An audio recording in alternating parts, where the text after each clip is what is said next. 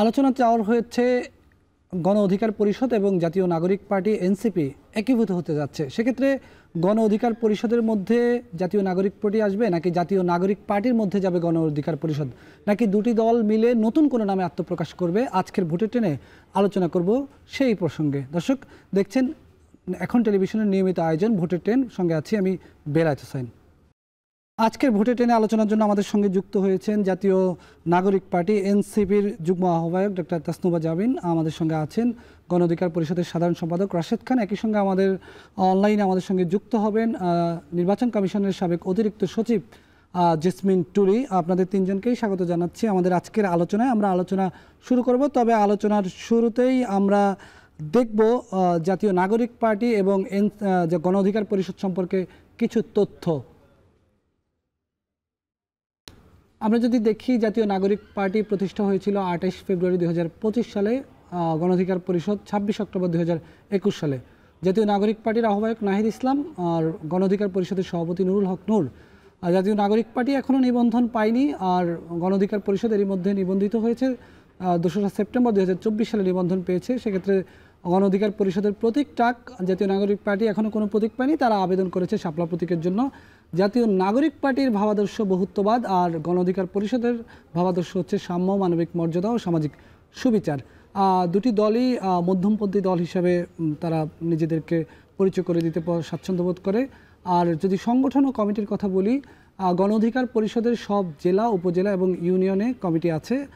আর জাতীয় নাগরিক পার্টিতে 40টির বেশি জেলা এখন পর্যন্ত কমিটি গঠন করা হয়েছে, 350টিরও বেশি উপজেলা কমিটি হয়েছে, বেশ কিছু ইউনিয়নের কমিটি হয়েছে, সেই সংখ্যাটি আমাদের হাতে এখনও আসেনি। দেখছেন ভোটের ট্রেন। আমরা দেখছিলাম দল দুটি সম্পর্কে বেশ কিছু তথ্য, আলোচনায় ফিরবো। আমরা শুরুতেই একটু ডক্টর তাসনুভা জাবিন আপনার কাছে যেতে চাই। এই যে একটি আলোচনা চাউর হয়েছে যে দুটি দল একসাথে আসছে, সেক্ষেত্রে গণ অধিকার পরিষদে এনসিপি যাবে, নাকি এনসিপির মধ্যে গণ অধিকার পরিষদ আসবে? ধন্যবাদ আপনাকে, দর্শক এবং সহ আলোচক যারা আছেন শুভেচ্ছা। এই আলোচনাটা একেবারেই প্রাথমিক পর্যায়ে, এখনও ওরকম কোনো কিছুই এখনও চূড়ান্ত সিদ্ধান্ত হয়নি, এবং একদম আলোচনার প্রাথমিক পর্যায়ে আসলে ব্যাপারটা মিডিয়াতে বিভিন্ন ফর্মে বিভিন্ন তথ্য দিয়ে আসছে, যেটা অনেকেই হয়তো বিভ্রান্ত করছে। কারণ দুইটা দলের মধ্যে যে একটা আলোচনা শুরু হয়েছে, এটা বিভিন্ন পর্যায়ে কিন্তু আলোচনা আছে। আমাদের যে কেন্দ্রীয় আহ্বায়ক কমিটি আছে, সেটাই হচ্ছে আমাদের আসলে সর্বোচ্চ ক্ষমতার যে জায়গা। সো আমাদের ওই বডিতে, জেনারেল বডিতে, সেন্ট্রাল কমিটিতে আমাদের এই বিষয়টা আলোচনা হতে হবে, এবং এর পরে পরিপ্রেক্ষিতে এটা কতদূর আগাবে বা আগাবে না এই ব্যাপারে সিদ্ধান্ত আসবে। ব্যাপারটা একেবারেই একদম প্রাইমারি অবস্থানে আছে দুই দলের মধ্যে এই আলোচনাটা। জি রাশেদ খান, আপনাকে আমি প্রায় সময় দেখেছি যে আপনি এনসিপির রাজনীতি নিয়ে নানান ধরনের সমালোচনা করেছেন, একবারে বলা যায় যে তির্যক ভাষায় সমালোচনা করেছেন। সেক্ষেত্রে কোন চিন্তা থেকে সেই এনসিপির সঙ্গে এক হতে যাচ্ছেন? শুরুতেই সবাইকে শুভেচ্ছা। দেখেন, সমালোচনা গণতান্ত্রিক অধিকার। আমি যদি ভুল করি, আমার সমালোচনা আপনি করবেন, আপনি করলে আমি করব, এটা খুব স্বাভাবিক। দলের মধ্যেও সমালোচনা হয়, হয়তো অনেক সমালোচনা বাইরে আসে, অনেকটা বাইরে আসে না। তো সমালোচনা আসলে গুরুত্বপূর্ণ বিষয় না। বিষয় হলো যে আমি সঠিক পথে আছি কিনা। যদি আপনি সঠিক পথে থাকেন আর আমি ভুল সমালোচনা করি, সেক্ষেত্রে মানুষ তো আমাকে গ্রহণ করবে না, আপনাকে গ্রহণ করবে। এখন আমি যে সমালোচনাগুলো করেছি, এটা তো যৌক্তিক এবং এটার তথ্য আছে, গণমাধ্যমে খবর এসেছে। এই সমালোচনা তো তারাও আমার করে, স্বাভাবিক। সমালোচনা, আমরা রাজনীতি করলে সমালোচনা থাকবেই। সমালোচনার বাইরে কেউ না, বরং সমালোচনা না থাকলে কর্তৃত্ববাদ সৃষ্টি হয়। হাসিনার কোনো সমালোচনা কেউ করতে পারতো না, তো হাসিনা তো এক না একতন্ত্র কায়েম করেছে। এনসিপির ভুলগুলো নিয়ে আমরা সমালোচনা করেছি, আবার এনসিপির নেতাকর্মীরাও আমাদের ভুল নিয়ে সমালোচনা করেছে। বিএনপির ভুল নিয়ে আমরা করি, আমাদের ভুল নিয়ে বিএনপি করে। বাংলাদেশ যেহেতু একটি গণতান্ত্রিক রাষ্ট্র, এই সমালোচনা আলোচনা থাকবে। যেহেতু আমরা দুটি দল, সেক্ষেত্রে রাজনৈতিক প্রতিযোগিতা এবং নানান ধরনের ইকুয়েশন আছে, সেই জায়গা থেকে একে অপরের সমালোচনা, আবার পরামর্শ দেওয়া, একসাথে বসা। দেখেন, জাতীয় ঐক্যমত্য কমিশনের যে মিটিংটা হয়, সেখানে যেভাবে সবাই বসে, আমি তো মিটিংয়ে গিয়েছি, সেখানে আপনি যদি ওই ধরনের তাদের মধ্যে যে সম্পর্ক বা বোঝাপড়া, ওইটা যদি দেখেন, তাহলে বাইরের যে গরম বক্তব্য, এটা আপনার কাছে মনে হবে যে ইয়ার কি করছে। ঠিক সমালোচনা রাজনীতি করলে এগুলো আসলে আপনার রাজনৈতিক পর্যায়ে এ ধরনের বক্তব্য থাকে, কিন্তু ব্যক্তিগত সম্পর্কে সেটা আলাদা জিনিস। তাহলে কি এতদিন গণ অধিকার পরিষদের আর এনসিপির এই যে আলোচনা সমালোচনা পাল্টাপাল্টি অভিযোগ এগুলো ইয়ার কি হিসেবে ধরে নিব আমরা? না, এটা জাস্ট আমি আপনাকে বললাম যে এইটা আপনি যখন ওই ঘরোয়া মিটিংটা দেখবেন, যে ভিতরের যে এক ধরনের সম্পর্ক বোঝাপড়া, ওইটা দেখলে আপনার কাছে মনে হবেন যে এরা মনে হয় পরিকল্পিতভাবে একে অপরের বিরুদ্ধে সমালোচনা করছে। এটা রাজনীতিতে হয়ে থাকে। রাজনীতিতে সমালোচনা কোন দেশে হয় না বলেন? সর্বত্র সমালোচনা আছে। আমরা যতদিন রাজনীতি করব সমালোচনা থাকবে, বরং সমালোচনা না থাকলে আপনার সন্দেহ সংশয় বাড়বে যে সমালোচনা কেন নাই। আমাদের সংবিধানে সমালোচনার কথা বলা আছে, এবং সমালোচনা তো নাগরিক অধিকার, যৌক্তিক অধিকার। এই সরকারের বিরুদ্ধে তো আমি সমালোচনা করি, আমি তো অন্য দলের বিরুদ্ধে সমালোচনা করি। জি। এই সমালোচনা কি আপনি আমাকে করতে দিবেন না? জি জি, ডাক্তার তাসনুমা যাবেন, কোন চিন্তা থেকে আসলে এই কথাটি এসেছে? এক সময় তো জাতীয় নাগরিক পার্টি তো গণ অধিকার পরিষদের, আমরা যতটুকু শুনেছি যে জাতীয় নুরুল হক নূর নিজেই তার দল বিলুপ্ত করে এনসিপির সঙ্গে আসতে চেয়েছেন। এখন আবার কি এমন হলো যে এই আলোচনাটা চাওয়ার হলো? আপনি এখানে যখন দেখাচ্ছিলেন দুইটা দলের পার্থক্য, এখানে দেখেন যে একটা 2025-এর জন্ম আর একটা দলের জন্ম 2021-এ, এর মাঝখানে কিন্তু বিশাল গণ অভ্যুত্থান হয়েছে, এবং 24 আসলে তরুণদের নেতৃত্বেই হয়েছে। এবং আমাদের যে রাজনৈতিক যে স্পেকট্রাম আছে, এখানে কিন্তু ধরেন বিএনপি কেন্দ্রিক একটা বলয় আছে, ইসলামী দলগুলো নিয়ে একটা বলয় আছে, এবং এই যে আপনি মধ্যমপন্থীর যে দলগুলো বললেন, তরুণদের যে একটা দল, এরা যদি কাছে আসতে পারে বা এদের মধ্যে যদি এক ধরনের বোঝাপড়া হয়, কারণ গত এদের জার্নিটা কিন্তু 2021 বা 2025 থেকে না, গত প্রায় 10-15 বছর ধরেই, হ্যাঁ 18 কোটা আন্দোলন থেকে 10-15 বছর ধরেই কিন্তু এদের মধ্যে এক ধরনের বোঝাপড়া আছে। এবং আমরা সবসময় এক জায়গায় আমরা যদি দেখি দুটি দলের, শেষ করি, যেটা হয় যে এর মধ্যে কিন্তু বিশাল ফ্যাসিস্টের পতন হয়েছে, এবং এই যে ফ্যাসিবাদ বিরোধীর যে আমরা ঐক্যে ফাটলের কথা আমরা কিন্তু বিভিন্ন সময় গত কয়েক মাসে গত এক বছরে বেশ আলোচনায় এসেছে, কিন্তু যদি ফ্যাসিবাদ বিরোধীদের পক্ষগুলোর মধ্যে ঐক্যটা আসে, আবার ঐক্য ফিরে আসে, তাহলে কিন্তু রাজনীতিটা মজবুত হয়, এবং যদি তাদের লক্ষ্য এবং গণতান্ত্রিক উপায়ে রাজনীতি করার পন্থা, চিন্তা, পদ্ধতি যদি এক হয়, তাহলে আমার মনে হয় এটা একে অপরকে শক্তিশালী করবে। সো এ ধরনের একটা চিন্তা আছে। এবং গণ অভ্যুত্থান যে কারণে আসলে সংঘটিত হয়েছিল, আমরা এক ধরনের স্বৈরতন্ত্র থেকে গণতন্ত্রের দিকে যাচ্ছি, এবং এই পথে যদি আমরা একজন আরেকজনকে এম্পাওয়ার করতে পারি, তাহলে এটা কিন্তু দেশের জন্যই ভালো। এবং আমি আবারও বলছি, এই আলোচনাটা, রাশেদ ভাই নিশ্চয়ই আমার সাথে একমত হবেন, এই আলোচনাটা কিন্তু দুই পক্ষ থেকেই খুব প্রাথমিকভাবে আছে, বরং বিভিন্নভাবে যেটা মিডিয়াতে আসছে এটা বরং একটু বিভ্রান্তের তৈরি করছে। এটা যখন দুই পক্ষের মধ্যে এটা কি ফর্মে আসবে, কিভাবে আগাবে, এগুলো নিয়ে যখন দুইটা দলের মধ্যে বা আদৌ আগাবে কিনা, এটা যদি দুই পক্ষের মধ্যে একেবারে একটা এক পয়েন্টে বা সমঝোতায় চলে আসে, তখন তারাই কিন্তু আপনাদেরকে আমরা জানাবে বা মিডিয়াকে জানাবে বা জনগণকে জানাবে যে আমরা এইভাবে আসছি বা আপনাদের সঙ্গে কথা বলা ছাড়া এই সংবাদটি করেছে। আমি একটু দেখাতে চাই, আমাদের সঙ্গে টুলিয়াপা যুক্ত আছেন, টুলিয়াপার সঙ্গে আমি একটু পরে টুলিয়াপার কাছে যাব। তার আগে একটু দেখাতে চাই, গতকালকে এখন টেলিভিশনে যেই সংবাদটি প্রচার হয়েছিল, সেই সংবাদে রাশেদ খানের বক্তব্য ছিল এবং এনসিপি নেতা সার্জিস আলমের বক্তব্য ছিল। তারা কি বলেছেন আমি একটু শুনে আসতে চাই। অ্যাকোমোডেশন যদি হয়, এটা কিভাবে হবে, কোন পদে, কোন লেয়ারে, এই বিষয়গুলো গুরুত্বপূর্ণ। এবং যখন এখানে একাধিক রাজনৈতিক দল হয় এই জায়গাটাতে, তখন এটা আরও টাফ হয়ে যায়, কারণ সবারই তো আকাঙ্ক্ষা থাকে সে আহ্বায়ক হবে, সে সদস্য সচিব হবে, কিংবা গুরুত্বপূর্ণ এর পরের পদেই থাকবে। সো ওই বিষয়গুলো নিয়ে কথা চলছে। আমরা চাই বাংলাদেশের স্বার্থে এখানে কাঙ্ক্ষিত আমরা একটা সলিউশনে আসব এবং ঐক্যবদ্ধভাবে জনগণের সামনে দাঁড়াবো, এবং আমরা বিশ্বাস করি যে এই প্রক্রিয়াটা সামনের দিকে আমাদের প্রত্যাশা অনুযায়ী আগাবে। জাতীয় নাগরিক পার্টি এনসিপি এই নামটি সবচেয়ে বেশি এই তরুণ প্রজন্মকে বা তরুণ প্রজন্মের আকাঙ্ক্ষাকে ধারণ করে কাজ করতে পারবে। সেই জায়গায় আমরা অবশ্যই আশা করি দেখব যে এনসিপি নামে এটা থাকবে। নেতৃবৃন্দের মধ্যে এক ধরনের আলোচনা হয়েছে এবং সেই আলোচনা অত্যন্ত পজিটিভ জায়গায় রয়েছে। আমরা আশাবাদী যে আমরা তরুণরা একসাথে কাজ করতে পারবো, এবং এই লক্ষ্যে আমাদের ধারাবাহিক আলোচনা চলবে। গণ অধিকার পরিষদ প্লাস এনসিপি ইকুয়াল কি হবে? নতুন কোনো দলের নাম, নাকি এই দুইটা দল থেকে আমরা একটি বেছে নিব, সেটি নিয়ে বিভিন্ন ধরনের আলাপ আলোচনা, অনানুষ্ঠানিক আলোচনা আমাদের কর্মীদের মধ্যে হচ্ছে।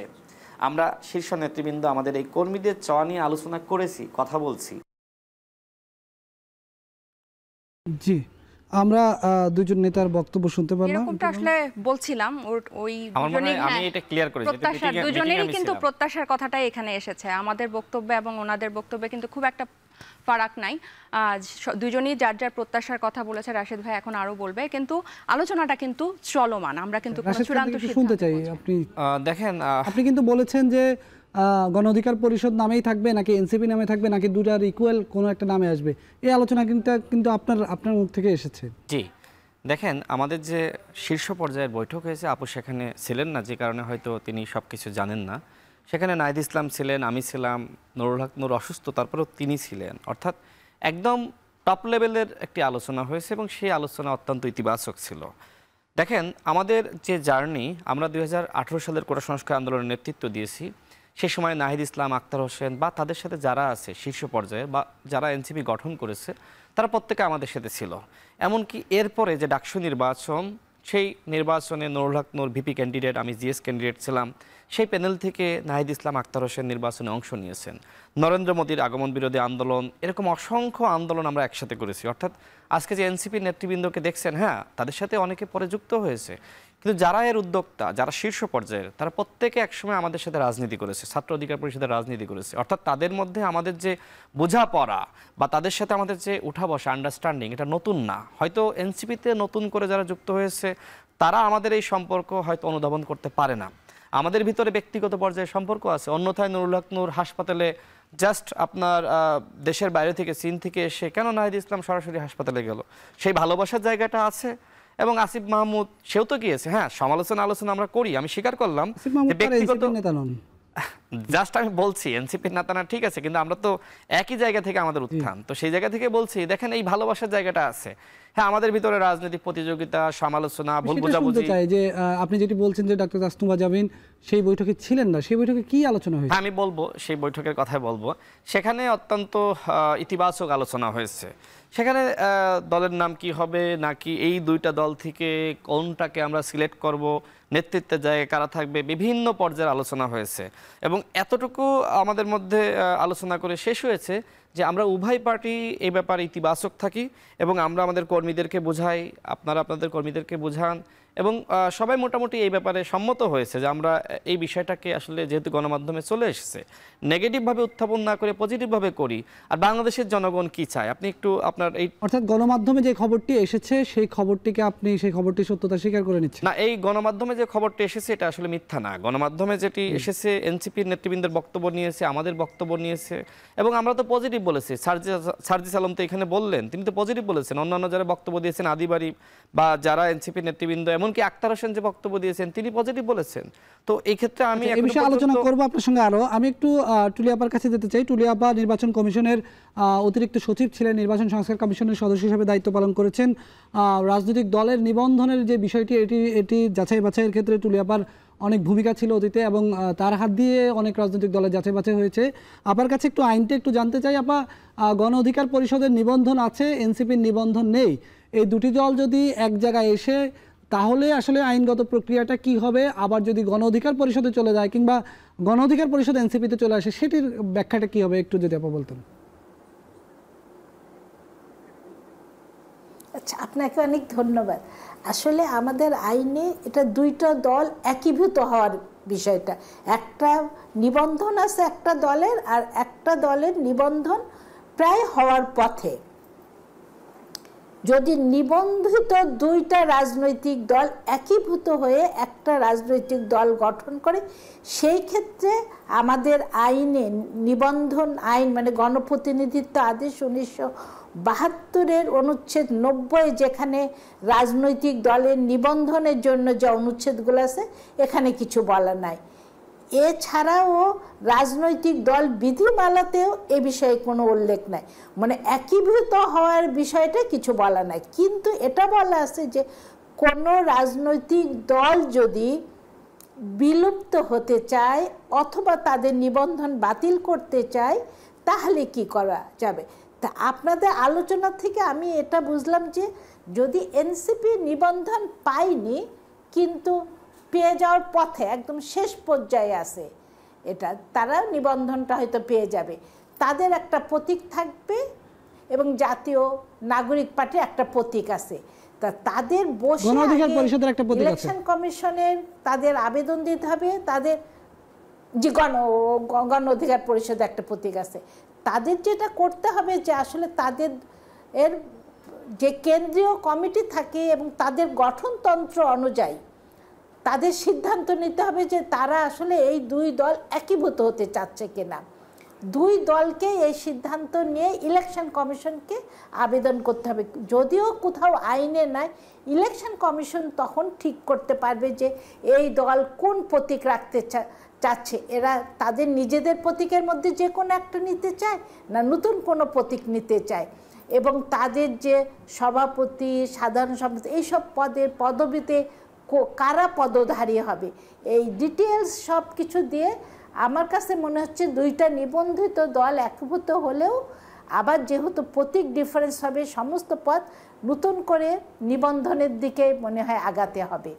আর যদি একটা নিবন্ধিত দল আর আরেকটা অনিবন্ধিত দল, সেখানে যদি তারা একীভূত হয় নিবন্ধিত দলের সাথে যায়, সেটাও তাদের গঠনতন্ত্র অনুযায়ী হতে হবে, করে ইলেকশন কমিশনকে অবহিত করতে হবে যে আমরা এই দলের সাথে একীভূত হতে চাচ্ছি। কারণ এনসিপি এখনো রেজিস্ট্রেশনটা চূড়ান্ত পর্যায়ে হয়নি, তারা এখনো সার্টিফিকেটটা পায়নি। এই পর্যায়ে যদি তারা এখন শুরু করে ইলেকশন কমিশনের সাথে আলোচনা করা, তাহলে মনে হয় একটা রাস্তা বের হয়ে আসবে এবং বিধিমালাতে একটা বিধান যুক্ত করা যেতে পারে একীভূত সংক্রান্ত। কিন্তু আপা যদি দুই দল মিলে নতুন কোনো নামে আসে, গণ অধিকার পরিষদ নামটাও থাকলো না, এনসিপি নামটাও থাকলো না, যদি আমরা ধরে নিলাম তর্কের খাতিরে এটি, আর সেক্ষেত্রে আসলে কি হবে? সেই ক্ষেত্রে আমার মনে হচ্ছে দুই দল তাহলে তাদের নিজস্ব যে দল আছে বর্তমানে, সেই দলটা বিলুপ্ত হয়ে যায়, তো নতুন আর একটা দলের সৃষ্টি হবে। দুই দল বর্তমান তাদের যে অবস্থা আছে, যে প্রতীক, যে পদধারীরা, যে স্ট্রাকচার, যে গঠনতন্ত্র, সব কিছু তো তাহলে পরিবর্তন হবে। তাহলে এই পরিবর্তিত গঠনতন্ত্র সব কিছু দিয়ে দুই দলকে তারা একটা নতুন রাজনৈতিক দল, নতুন নাম, নতুন তাদের প্রতীক, তাদের গঠনতন্ত্র সবকিছু দিয়ে ইলেকশন কমিশনে আবার আলাদা করে করতে হবে। সেক্ষেত্রে আগামী নির্বাচনের আগে, এই নির্বাচনের আগে সেই সুযোগ কি এখন আর আছে? যেই সময়সীমা নিবন্ধনের দেওয়া হয়েছে অলরেডি, এর মধ্যে কিন্তু নিবন্ধনের সময়সীমা বাড়ানো হয়েছে।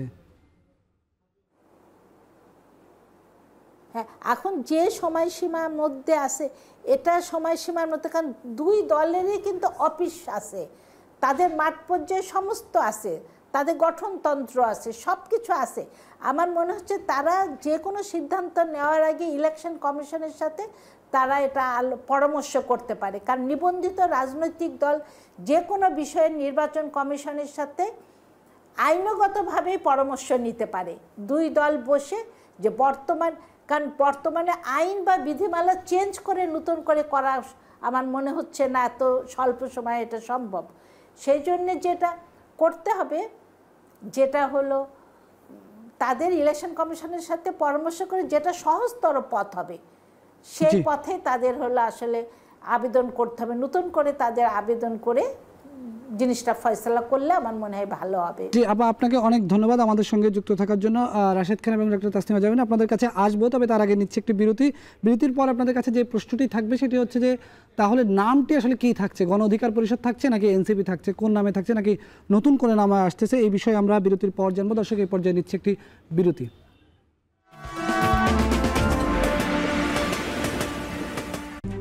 RICL TMX, যুগের পর যুগ স্থাপনা থাকে মজবুত। VRM প্রযুক্তির RICL TMX রড।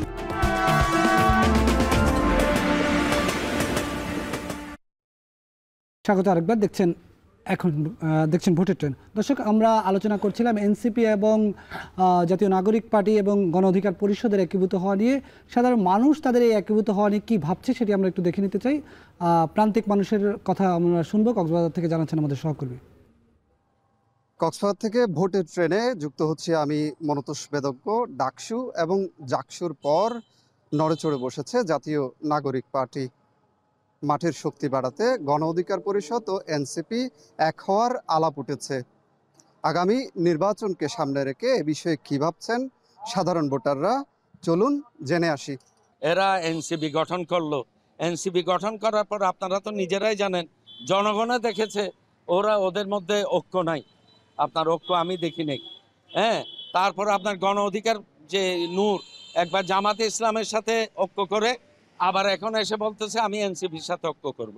তাহলে এদের কোনো ধরনের যেখানে মতের মধ্যে কোনো আদর্শ নাই, তাদের মধ্যে আমি ঐক্য হলে কি হবে এটা আমি বুঝতে পারতেছি না। আমি মনে করতেছি যে আমরা দুইটা ভাই, যখন দুইটা ভাই, একটা বড় ভাই একটা ছোট ভাই, এর মধ্যে আমরা তো দুনো ভাই একটা ক্ষমতার লোভী। আমরা যখন একসাথে হয়ে যাবে, আমার মনে হচ্ছে যে এখানে দ্বন্দ্ব থাকবে। কিছুদিন পর দেখবেন যে এরাও আবার ছুটে যাবে। আমার মনে হচ্ছে এরা স্থায়ী হবে না। জাতীয় পর্যায়ে লিডার নাই, তারপর উপজেলা পর্যায়ে লিডার নাই, অবশ্যই দ্বন্দ্ব হওয়ার সম্ভাবনা বেশি। যদি এনসিপি এবং গণ অধিকার পরিষদ একত্রিত হয়, তারা জোট গঠন করে, তাহলে হয়তো তাদের মধ্যে কিছুটা শক্তি সঞ্চার হবে। যদিও সেটি বড় রাজনৈতিক দলের মাঝে খুব একটা প্রভাব পড়বে বলে আমার মনে হয় না। দুটো সংগঠনের জনগণের মধ্যে এখনো পর্যন্ত তেমন আলোড়ন তৈরি করতে পারেনি। হয়তো ক্ষমতার কারণে কিছুটা আলোচনায় এসেছে। এটা রাজনীতির বৃহৎ পরিসরে মূলধারা রাজনীতিতে ব্যাপক পরিবর্তন আনবে বলে আমি মনে করি না। গণ অধিকার পরিষদ ও এনসিপির এক হওয়ার বিষয়টি অনেকে ইতিবাচক হিসেবে দেখছেন, আবার মাঠ পর্যায়ে স্থানীয় নেতৃত্ব নিয়ে দ্বন্দ্বের আশঙ্কাও করছেন কেউ কেউ। তবে সময় গড়ালে স্পষ্ট হবে মাঠ ও ভোটের রাজনীতির চিত্র, এমনটাই বলছেন সাধারণ ভোটাররা। আমরা শুনছিলাম প্রান্তিক মানুষ কি ভাবছে গণ অধিকার পরিষদ এবং এনসিপির একীভূত হওয়া নিয়ে। আমরা আলোচনায় ফিরবো। ডক্টর তাসনুমা জাবিন, আপনার কাছে একটু আসতে চাই। রাশিদ খান একটু আগে বলেছিলেন যে শীর্ষ পর্যায়ে কথা হয়েছে, কিন্তু আপনারা সেটা জানেন না। তাহলে কি দলের শীর্ষ নেতৃত্ব আপনাদের সঙ্গে আলোচনা ছাড়াই সিদ্ধান্ত নিচ্ছে, এরকম কিছু? একেবারেই না। রাশিদ ভাই যেটা বলেছেন, ওনারা যে মিটিংয়ে ছিল ওটাতে আমি ছিলাম না। আমি পুরো ব্যাপারটা নিয়ে দুইটা কথা আলাদা করে বলি। এক নম্বর হচ্ছে যে এনসিপি গণ অভ্যুত্থানে নেতৃত্ব দানকারী ছাত্রনেতাদের নেতৃত্বে হয়েছে, কিন্তু এখানে বিভিন্ন প্ল্যাটফর্মের মানুষজন কিন্তু যুক্ত হয়েছে। এবং গত জাতীয় নাগরিক পার্টি কমিটি, এরপর জাতীয় নাগরিক পার্টি, গত এক বছরের চলায় কিন্তু এই দলটা অনেক বেশি সমৃদ্ধ হয়েছে এবং এখানে বিভিন্ন পেশার মানুষ এসেছে। মানে আমি যেটা বোঝাতে চাচ্ছি সেটা ওই গণ অভ্যুত্থান কেন্দ্রিক বা কোটা আন্দোলন কেন্দ্রিক থেকে শুরু হলো, এটা কিন্তু এখন জাতীয় রাজনীতির পর্যায়ে একটা রাজনৈতিক দল এবং এখানে অনেক মানুষ যুক্ত হয়েছে। এবং আমাদের এখানে আপনার যতই টপ লেভেলে আপনার আলোচনা হোক বা শীর্ষস্থানে যতই আলোচনা হোক, এটা যতক্ষণ না কেন্দ্রীয় আহ্বায়ক কমিটিতে বা আমাদের জেনারেল বডিতে এই জিনিসটা সর্বসম্মতিক্রমে পাশ না হবে, এই জিনিসটা কিন্তু আগাবেও না পেছাবেও না। কারণ আমাদের নেতারা, নাহিদরা হয়তো আলোচনা করছেন, অবশ্যই তারা দায়িত্বশীল পদে আছে, তারা আলোচনা করবে, কিন্তু এই কোনো ধরনের সিদ্ধান্ত কিন্তু আমাদের চাপিয়ে দেওয়ার কোনো ধরনের চর্চা আমাদের ইন্টারনালি নাই এবং কোনো সিদ্ধান্তই কিন্তু এভাবে এটা তো আরও অনেক বড় একটা সিদ্ধান্ত এবং এটা কিন্তু বিভিন্ন স্তরে কিন্তু আলোচনা চলছে। আর আমি আজকে আপনাদের প্রোগ্রামে আসার আগে আমি জানতাম যে এই টপিকেই আমাকে কথা বলতে হবে, সো আমি ওই বৈঠকে না থাকলেও আমি একদম যথেষ্ট ইনফরমেশন জেনে কথা বলে তারপরেই কিন্তু আমি আপনাদের স্টুডিওতে ক্যামেরার সামনে এসেছি। সো আমি কোনো দিকেই কিন্তু এইটা যে একীভূত হবে এই ব্যাপারটাকে আমি নাকচও করে দিচ্ছি না এবং এই ব্যাপারটাকে আমরা কনফার্মও করছি না। নাম কি হবে, আপনারা তো অনেক দূর এগিয়ে গেছেন ইসি পর্যন্ত, কিন্তু আরেকটু বিষয় বলি, যেমন গণ অধিকারের, আমি এটা শ্রদ্ধা রেখেই বলছি জাস্ট বুঝানোর জন্য, যেমন গণ অধিকারের দলটাকে কিন্তু ভিপি নূরের দল হিসেবেই সবাই চেনে গত 5 বছর ধরে, কিন্তু এনসিপি কিন্তু ওই ব্যক্তিকেন্দ্রিক থেকে কিন্তু বের হয়ে গেছে। এখানে কিন্তু বলে না যে নাহিদের দল, হাসনাতের দল, সার্জিসের দল বা এরকম আলাদা কিনা, এখানে কিন্তু অনেকগুলো মানে কালেকটিভ নেতৃত্বের আমরা যে কথাটা বলি সেটা কিন্তু আমরা অনেকাংশে এখানে গড়ে তুলতে পেরেছি। এবং ইন্টারনাল ডেমোক্রেসি, একটা দলের অভ্যন্তরীণ যে গণতান্ত্রিক প্রক্রিয়া আছে এবং আমাদের প্রত্যেকটা গত 1 বছরে এবং ফেব্রুয়ারির 28 তারিখের পর থেকে যেভাবে আমাদের দল চলে এসেছে, আমাদের মিটিংগুলো আপনারা নিশ্চয়ই জানেন বেশ লম্বা হয়। সো এখানে এই কারণেই লম্বা হয়, কারণ হচ্ছে আমাদের ডিসকাশন চলে এবং সর্বসম্মতিক্রমে যখন আমরা একটা কোনো কিছুতে না পৌঁছাই তখন কিন্তু সেই জিনিসটা আগায় না বা ওই জিনিসটা ওখানে থেমে থাকে, এবং সবার মতের নিয়েই কিন্তু আমরা পরবর্তীতে এটার এবং সুবিধা অসুবিধা সব কিছু নিয়ে, এবং এই জন্য আমি আবারও বলছি যদি আমরা দল এক হই বা না হই, যেটাই সিদ্ধান্ত আসুক সেটা অবশ্যই কিন্তু আপনাদেরকে আনুষ্ঠানিকভাবে জানানো হবে, এবং শীর্ষ পর্যায়ে যতই আলোচনা হোক এই সিদ্ধান্ত কখনো চাপিয়ে দেওয়া হবে না। জি ধন্যবাদ। রাশেদ খান, ভিপি নুরের দল গণ অধিকার পরিষদ, এই গণ অধিকার পরিষদ যদি এনসিপির সঙ্গে এক হয়, আমার একটি প্রশ্ন আসলে এটি বলা যায় যে উৎসাহী হয়ে জানতে চাচ্ছি, সেটি হচ্ছে ভিপি নূর একসময় নাহিদ আসিফদের নেতা ছিলেন। আমরা যদি দেখি যে সাধারণ ছাত্র সংরক্ষণ অধিকার পরিষদ কিংবা পরবর্তীতে তারা সেখান থেকে বেরিয়ে ছাত্রশক্তি গঠন করেছে, সেক্ষেত্রে আপনারা যদি দল একই হয় আপনারা কি নাহিদের নেতৃত্বে যাবেন নাকি নূরের নেতৃত্বে যাবেন? নেতৃত্বে আসলে কে আসবে? দেখেন, আপার কথা শুনে মনে হলো যে এই যে আমরা এক হচ্ছি এটাতে তিনি সন্তুষ্ট হতে পারছেন না। মানে কথা শুনলে তো বোঝা যায়, আমরা তো বিশ্ববিদ্যালয়ে পড়াশোনা করছি, এরকম অসন্তুষ্ট হচ্ছেন এরকম অনেকে এনসিপিতে আছেন, আবার আমাদের দলেও আছেন। আপনারা কি সন্তুষ্ট? আমি শেষ করি। তো আমরা যারা নেতৃত্বের জায়গায় রয়েছি আমাদের তো অবশ্যই আমাদের কর্মীদের, অন্যান্য নেতাদের চাওয়া পাওয়ার মূল্যায়ন করতে হয়। আবার অনেক সিদ্ধান্ত যারা নেতৃত্বে পর্যায়ে থাকেন তারাও নিয়ে থাকেন, সেটা এনসিপিতেও নেন, আমাদের দলেও নেন, এবং সে ধরনের স্ট্রাকচার আছে।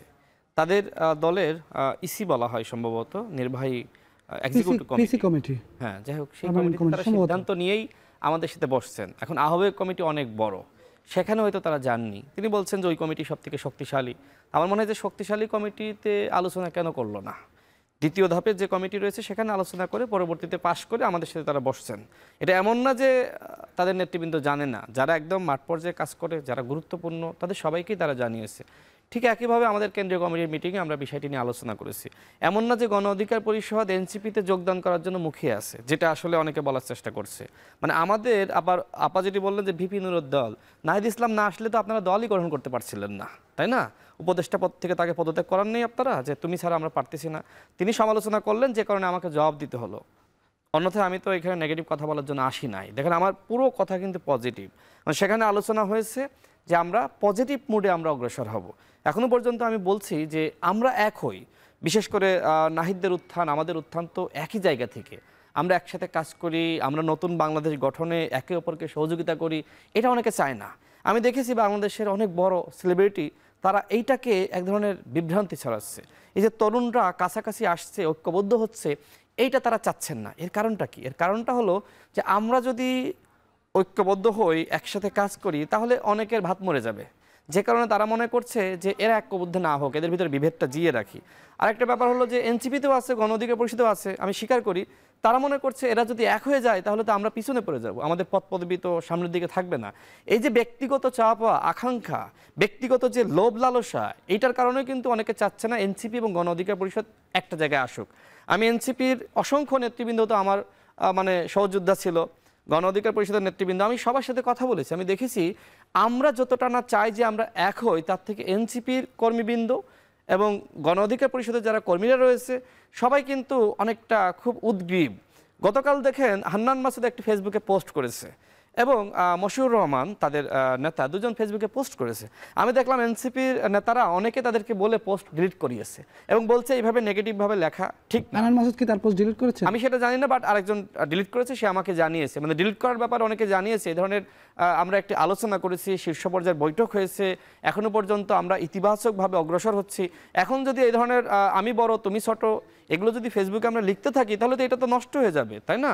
তো আমি সেই জায়গা থেকে বলবো, দেখেন কোন নামে আমরা একীভূত হব, আমরা কি এনসিপিতে একীভূত হব নাকি গণ অধিকার পরিষদে তারা একীভূত হবে, এই ধরনের নেতিবাচক আলোচনা আমি করতে চাই না। আমরা আলোচনার ভিত্তিতে যদি এক হই, মানে যে ধরনের কথাবার্তা আপা বললেন এটা আসলে এক হওয়ার মানসিকতা পোষণ করে না। আমি এই ধরনের মানে কথা শোনার জন্য এখানে আসি নাই, কারণ শীর্ষ পর্যায়ে যে ধরনের আলোচনা হয়েছে সেটা অত্যন্ত ইতিবাচক ছিল। আমি এনসিপি নেতৃবৃন্দ এবং গণ অধিকার পরিষদের নেতৃবৃন্দকে আমি থামাই আপনাকে, আমি ডক্টর কাস্তুমা জামিনের কাছে যাই। ডক্টর কাস্তুমা, উনি অভিযোগ করেছেন যে আপনি সন্তুষ্ট না, এই সঙ্গে এটির ব্যাপারেও আপনি একটু বলবেন। তার সাথে আমি একটু সম্পর্ক প্রশ্ন করে নিচ্ছি, সেটি হচ্ছে তৃণমূলে এর মধ্যে আপনাদের 40টির বেশি জেলা কমিটি হয়ে গেছে, 350 উপজেলার মতো কমিটি হয়েছে, আবার সব উপজেলায় জেলায় গণ অধিকার পরিষদের কমিটি আছে।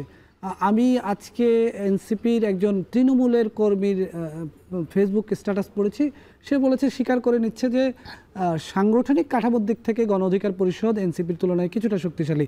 তো সেই জায়গায় তৃণমূলে কোনো অসন্তোষ বাড়বে কিনা, বা এইটা নিয়ে কোনো, যদি কোনো কারণে এক হয়ে যান আপনারা, এটা নিয়ে কি কোনো তৃণমূলে বিশৃঙ্খলা তৈরি হবে কিনা?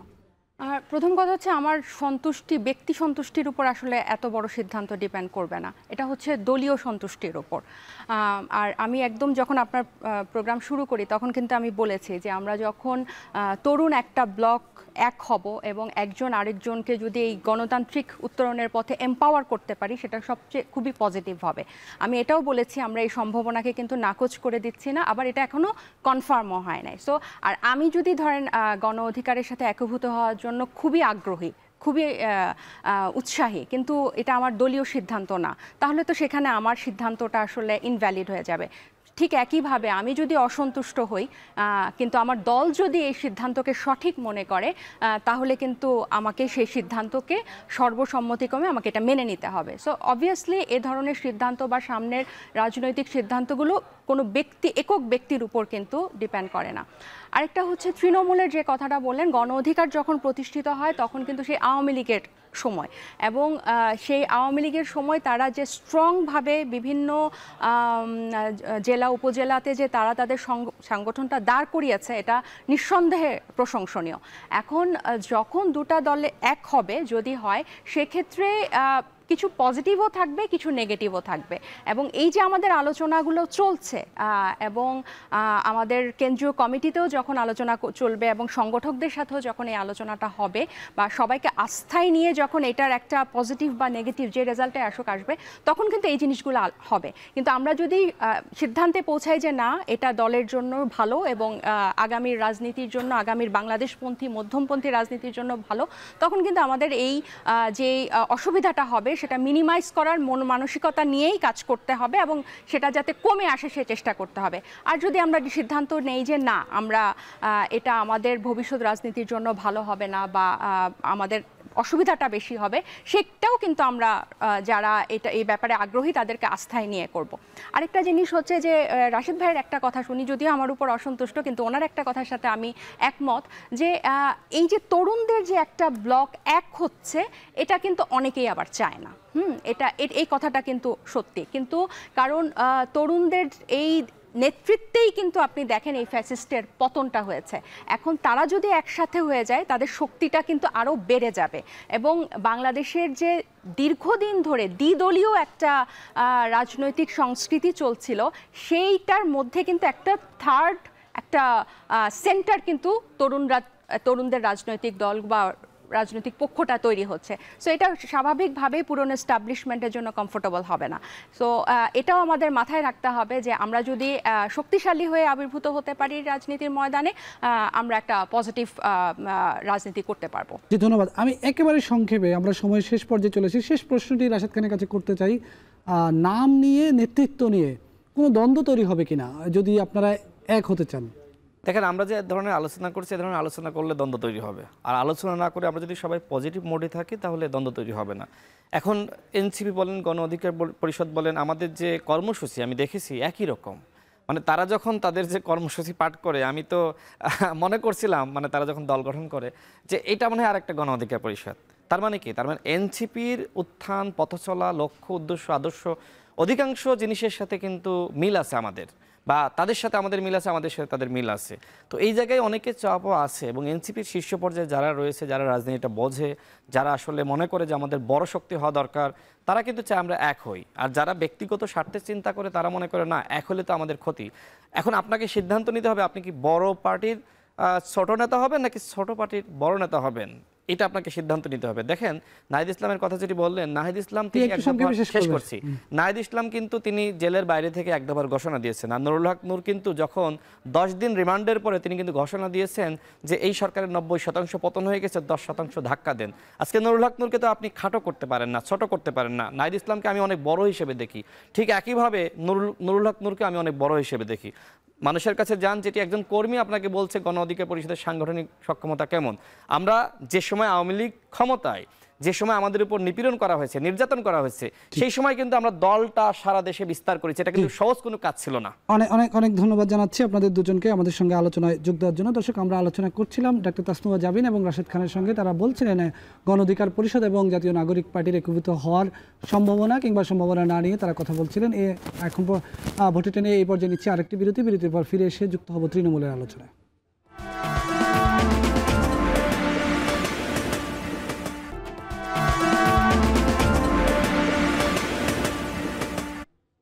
দর্শক, স্বাগত আরেকবার। দেখছেন ভোটের ট্রেন, যুক্ত আছে আমি বেলায়েত হোসেন। এই পর্বে আমরা প্রথমে একটু জানবো, আজকে প্রধান উপদেষ্টা প্রেস সচিব নির্বাচন প্রসঙ্গে কথা বলেছেন। একই সঙ্গে বিএনপির সঙ্গে ব্যবসায়ী নেতৃবৃন্দের বৈঠক হয়েছে। সে বিষয়ে বিএনপি স্থায়ী কমিটির সদস্য আমির খসরু মাহমুদ চৌধুরী কথা বলেছেন। আমরা তাদের বক্তব্য শুনে আসতে চাই। এই বিষয়ে সরকার এখানে যাবে না, এটা পলিটিক্যাল পার্টিরা তারা ডিবেট করছেন, তারা তাদের ফিউচারটা ডিসাইড করছেন কিভাবে কোন পথে যাবে।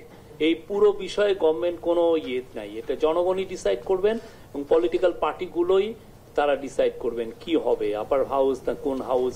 এটা এর মধ্যে গভর্নমেন্টের মিনিমাম কোনো সংশ্লিষ্টতা নাই। আর এই বিষয়ে গভর্নমেন্ট কোনো মানে যত কম কথা বলা যায়। সবকিছু মিলিয়ে বাংলাদেশের ভবিষ্যৎ, অর্থনীতি, বিনিয়োগ, ব্যবসা বাণিজ্য যদি আমরা অব্যাহতভাবে এগিয়ে যেতে চাই, যে নতুন বাংলাদেশের স্বপ্ন আমরা দেখছি, তাহলে এই মুহূর্তে এলডিসি গ্র্যাজুয়েশনটা আমাদের স্থগিত রাখার জন্য সবার আমরা আলোচনা করেছি। এই মুহূর্তে স্থগিত রাখার প্রয়োজনীয়তা আছে।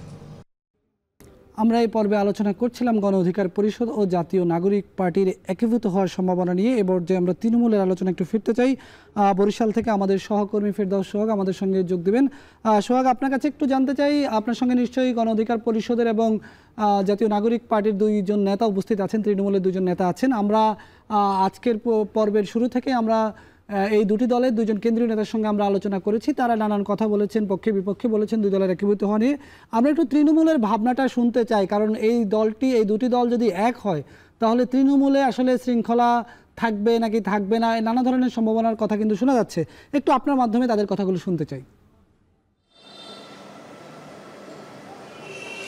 আপনাকে ধন্যবাদ বেলায়েত। যেমনটি আপনি বলছিলেন, আমাদের বরিশালে এই মুহূর্তে আমার সঙ্গে আছেন দুজন নেতৃবৃন্দ গণ অধিকার পরিষদ এবং এনসিপির।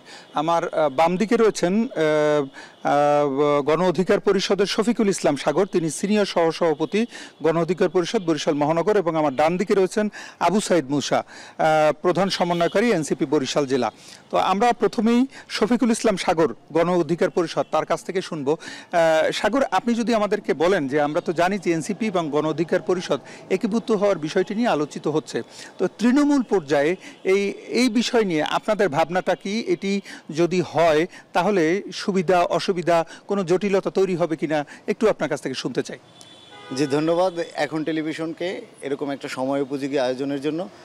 আপনারা জানেন 5ই আগস্ট পরবর্তী সময়েই গণ অধিকার পরিষদ এনসিপি বা যারা বিপ্লবের সাথে সম্মুখ সারির যোদ্ধা ছিলেন তাদেরকে নিয়ে একীভূত হওয়ার প্রচেষ্টা চালিয়েছেন। তৃণমূল থেকেও সেই রকমেরই আমরা কেন্দ্রীয় নেতৃবৃন্দকে পৌঁছানোর চেষ্টা করেছি বিভিন্নভাবে, অনলাইনে অফলাইনে সরাসরি আমরা কথা বলে এটি চেয়েছি। কারণ এনসিপি এবং গণ অধিকার পরিষদ উভয়েরই আমাদের যে চিন্তা, আমাদের যে মিশন ভিশন, সেটা একই প্ল্যাটফর্মে এবং একই জায়গায়, যার ফলশ্রুতিতে স্থানীয় পর্যায়ে নেতৃবৃন্দই বারবার প্রকাশ করেছে যে আমরা চাই একীভূত হলে নতুন রাজনৈতিক যে বন্দোবস্তের চিন্তা আমরা করছি তরুণ প্রজন্ম, সেই বন্দোবস্তটা আরও বেশি বেগবান হবে, আরও বেশি সমৃদ্ধ হবে, সংগঠিত হবে।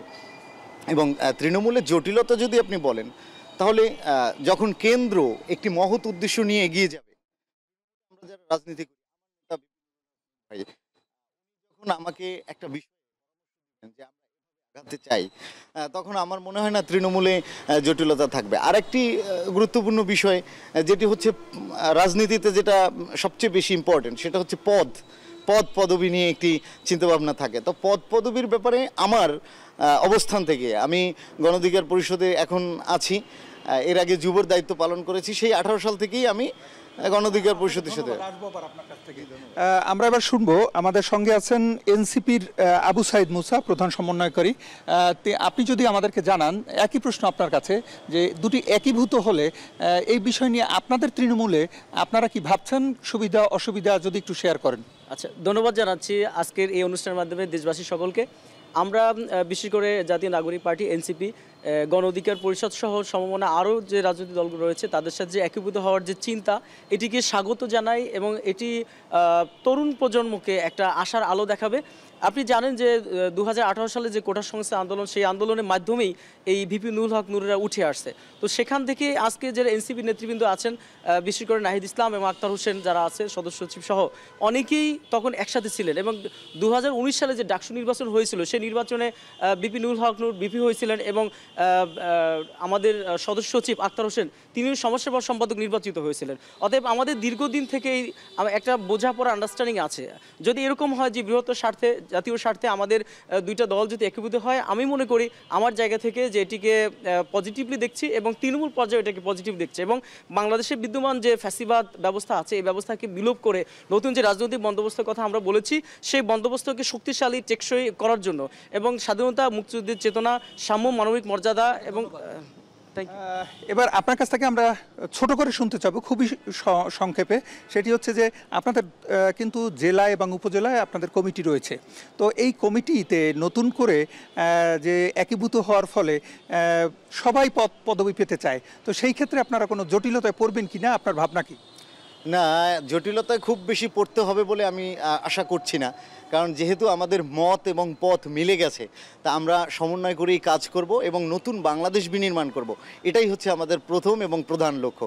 সেই জায়গায় আমাকে যদি স্যাক্রিফাইস করতে হয়, অবশ্যই আমি স্যাক্রিফাইস করব এবং আমি আশা রাখবো এনসিপির কোনো নেতৃবৃন্দ যারা দায়িত্বশীল এখন আছেন, আমাদের সাথে সমন্বয় করতে গিয়ে ওনারাও স্যাক্রিফাইস করবেন এবং আমরা সবাই মিলে একটা সুন্দর বাংলাদেশ বিনির্মাণ করব। ধন্যবাদ। এবার সবশেষ প্রশ্ন আপনার কাছ থেকে, খুবই সংক্ষেপে আপনার কাছ থেকে শুনবো, যদি এই যে মত এবং পথের একাধিভুক্ত হওয়া এই বিষয়ে যদি আপনাদের কোনো সমস্যা, সুবিধা অসুবিধা সুন্দর করে ছোট্ট করে যদি একটু বলেন। আচ্ছা, ধন্যবাদ। অবশ্যই আমাদের একটা গঠনতন্ত্র থাকবে, সেই গঠনতন্ত্রের আলোকে ঐক্যমতের ভিত্তিতে সর্বাধিক গণতন্ত্র চর্চার মাধ্যমে আমরা আমাদের নেতৃত্ব ঠিক করব এবং আমি বিশ্বাস করি যে যেহেতু অতীতে আমাদের একসাথে পথ চলা রয়েছে, আগামীতে সেই পথ চলা আরও মসৃণ এবং আরও সমৃদ্ধশালী হবে এবং আমি বিশ্বাস করি যে এনসিপির যে মূল লক্ষ্য সেটি হচ্ছে বিচার, সংস্কার এবং নতুন গণপরিষদ নির্বাচনের মাধ্যমে একটা নতুন সংবিধানের যে দাবি, সেই দাবিকে ত্বরান্বিত করার লক্ষ্যে এই যে একীভূত হওয়ার যে পরিকল্পনা, এটি আমাদেরকে